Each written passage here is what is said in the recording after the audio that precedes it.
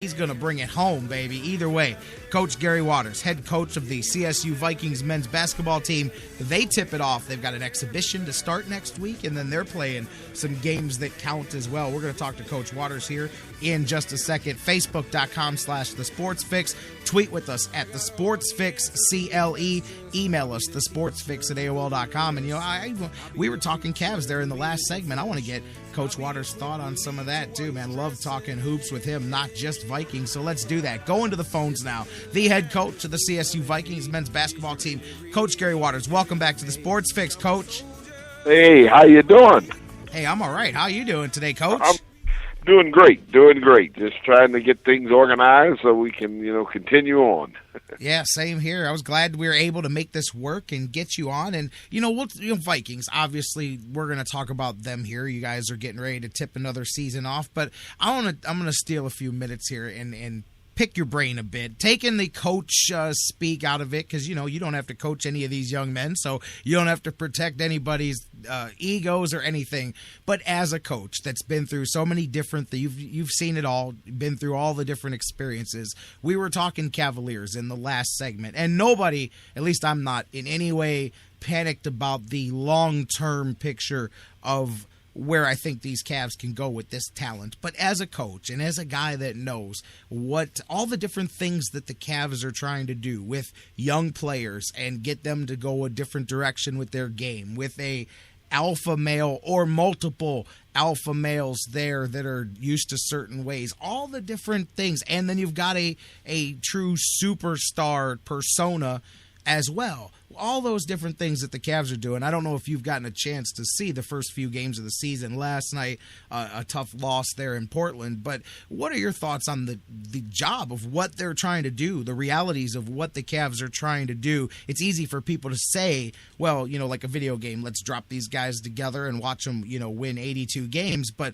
what are the realities of what you're seeing the Cavs try to do here early on? Well, it's just like whenever you have any program and you're starting fresh and you're starting out to put guys together that have not been together, it's going to take some time. It's a process. I'll give you an example. 2-3 years ago, you may remember we had what was called a down year. We were 14 and something, I think 14 and 16, and we were the youngest team in the United States. Okay, in college basketball. No one really realized that, and no one really paid any attention or cared. Why? Because when they look at the scoreboard, they want to see that you win. But when you got all those young kids, you got to bring a lot together. Mentally, physically, all these things got to be put in order. And when you look at the Cavaliers, not only do they have all new faces seeing each other, they got new coaches. And they got probably 3 new starters. Three or at least four new faces in their top 10 players. That's a hard thing to deal with. And of course, we're watching that and the magnification of the who the names are that are involved in there. Did you get a chance by any chance to see last night's game? Yeah, I've seen it, and what they have to do is not only bring together a young group that's trying to find each other, but they got to find out who they are.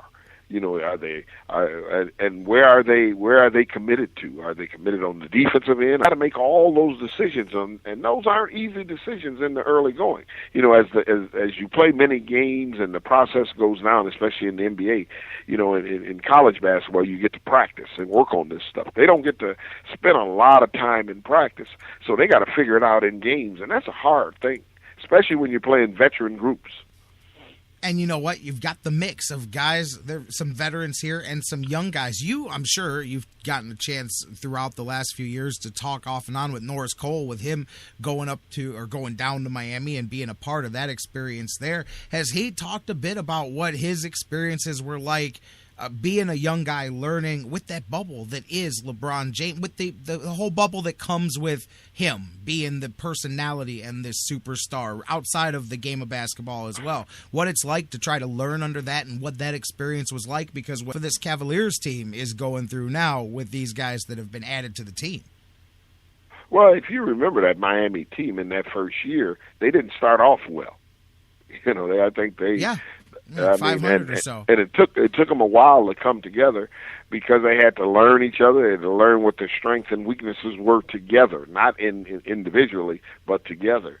And the coach had to figure out what is their identity. And once he figured all that out, now you've seen that team gel, at the midway point and on. And I think the Cavaliers will basically do the same thing. But there's one thing that has to happen when you're trying to bring a group of guys together, especially a young group of guys and that team is young. They're still not old. And to figure these things out is sometimes you have to put your ego behind somewhere and accept what it is, if you want to have success. Because if you remember that Miami team, Wade just say, hey, I'm going to give this to LeBron. This is, you take it over. And that showed a lot of maturity.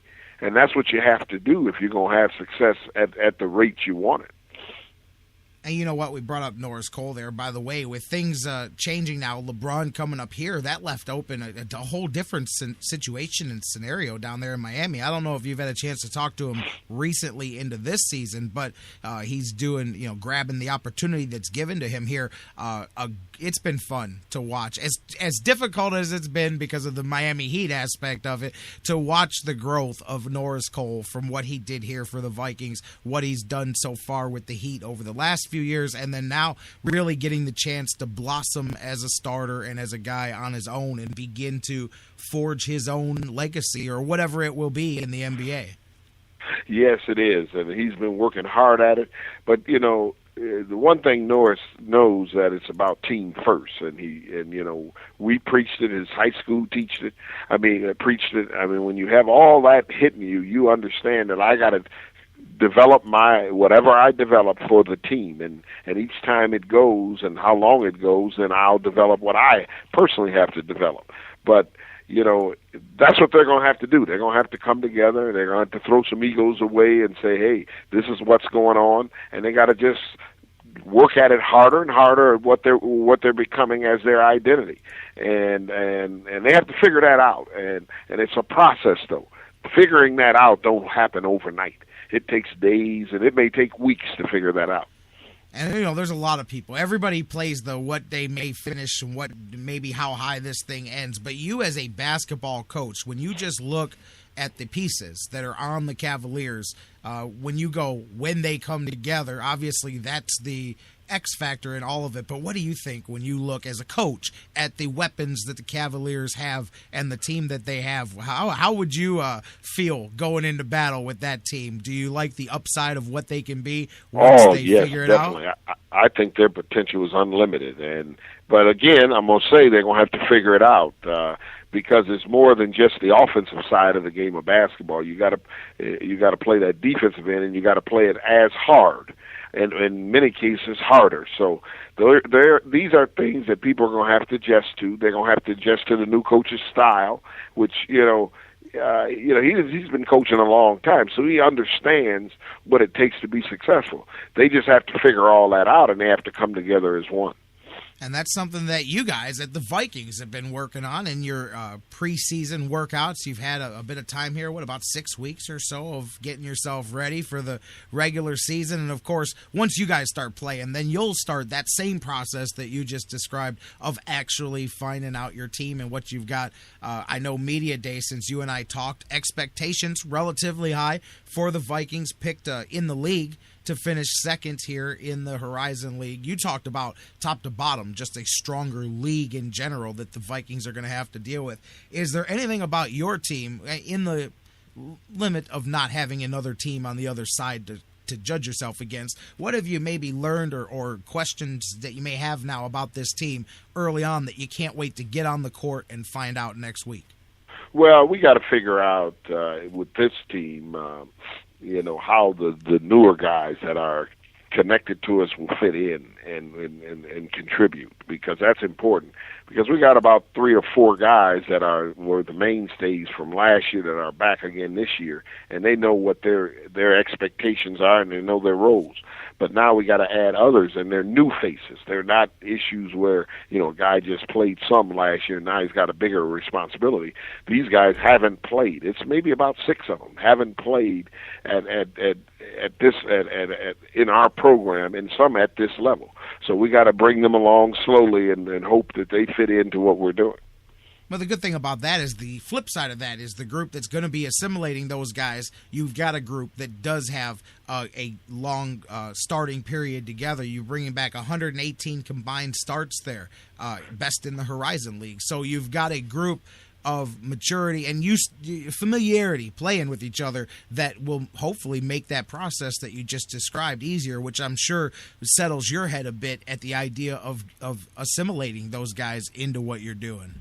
That's exactly right, but they also help with the younger guys. They help bring them along, and their leadership is going to be a key factor because, they haven't been out on the floor, so they got to figure out how Cleveland State does it out on the floor.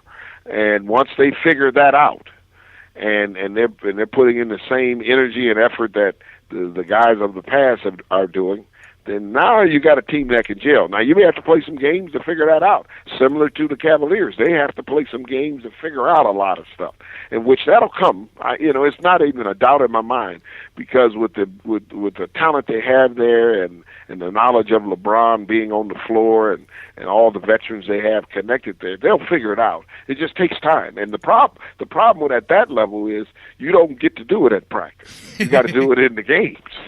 And in the games, you may take a step backwards before you go forward.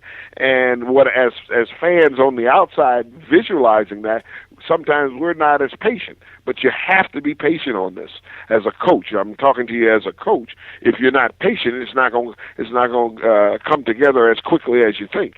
And if you're patient, it'll come. It'll come, and you got to just commit to each other and not get frustrated with what's going on. You can't take the cake out of the oven and add eggs to it halfway through. You got to let the thing cook and then see what kind of cake you've got, I've got a question because you're getting to the home stretch of the season starting. You're known for teams that are aggressive defensively and teams that are in shape and you press a lot and all that, which means, you got to work them hard heading into the season. Where do you, and I'm sure you've learned over the years when you step over that line, what is that? Where do you find that balance of how hard do you work them to get into the season because you want them to be in better shape than the other guys across the floor from them, but not going across that line of working them too hard before the journey begins? Well, I think you got to work them hard because I think you can. I know always, you do. I don't think you can tone. I think you can always tone down, but it's hard to tone up.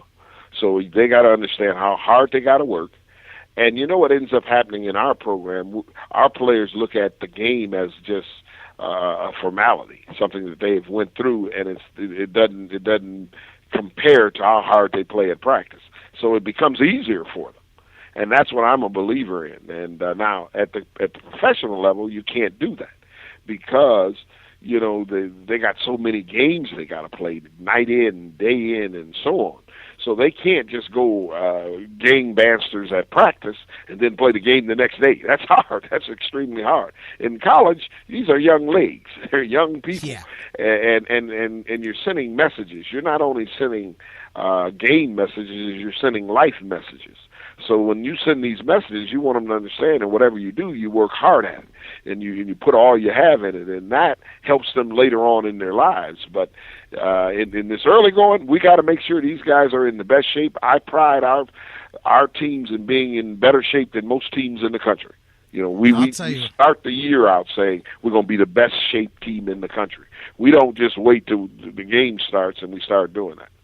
And I know that's true. And, I bet, too, you can't wait till you hit, the beginning of the month of January, because I'm guessing for coaches, and especially when you're trying to keep your guys in shape and game ready and primed, the tail end of November, December, that's tough. You got the holidays for about 6-8 weeks that keep people distracted. They've got family issues. They've got commitments. They've got distractions and basketball. And they got the biggest thing, because normally at that time comes the final exam. Exams, too. Exactly. You got the college part of it as well. And I know a lot of times you guys probably have to hit January and go, man, now we're just playing basketball. We just open road. It's like when you get out of the turnpike and you hit the open road now and you're like, now we can just focus on some basketball. I'm guessing that's a tricky time period for any coach because of so many distractions on top of what you're trying to do in the early part of the season. I would agree. And when that